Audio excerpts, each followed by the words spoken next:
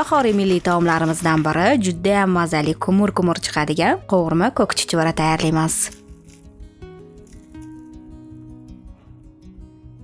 Xamir uchun idishga 200 ml suv, 100 g erigan sariyog', 1 dona tuxum va 1 choy qoshiq tuzni solib, hammasini birlashtiramiz.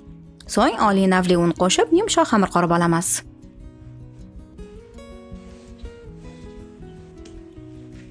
Tayyor bo'lgan xamirni usti yopiq holda 15 daqiqaga tinish uchun qoldiramiz. Bu orada nachinkasini tayyorlab turishimiz mumkin. Bizga qaynatilgan kartoshka va tillaranggacha qovurilgan piyoz kerak bo'ladi. Suvidan ajratilgan kartoshkani avval ezib, pyure qilib olinadi. Pyurega qovurib olingan piyoz, 3 bog' mayda to'g'ralgan ismaloq hamda tabga ko'ra ziravorlar solib, nachinkani aralashtirib olamiz. Endi tingan xamirni yupqa qilib yormasdan yoyishni boshlaymiz. Yoyilgan xamirdan 8,5 ga 8,5 cm kattalikda to'rtburchaklarni kesib olamiz.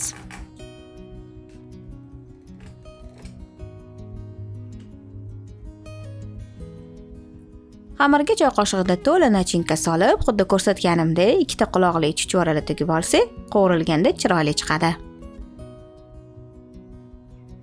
Tugilgan chuchvaralarni o'rtadan pastroq olovda, qizib turgan ko'proq yog'da chiroyli qizarguncha pishirib olamiz. Baland olovda pishirmanglar, aks holda tez qizarib ketib, kumur chiqmasligi mumkin. Juda ham mazali kumur yegan sari yegisga kelaveradigan chuchvaralar bo'lib chiqadi. Qizlarjonlar mazasiga gap bo'lishi mumkin emas. Albatta ushbu retsept bo'yicha sizlar ham tayyorlab ko'ringlar. Dasturxoningiz fayzli, pishirgan taom va pishiriqlaringiz doimo shirin bo'lsin. Keyingi videolarda g'oyibona ko'rishguncha, xayr.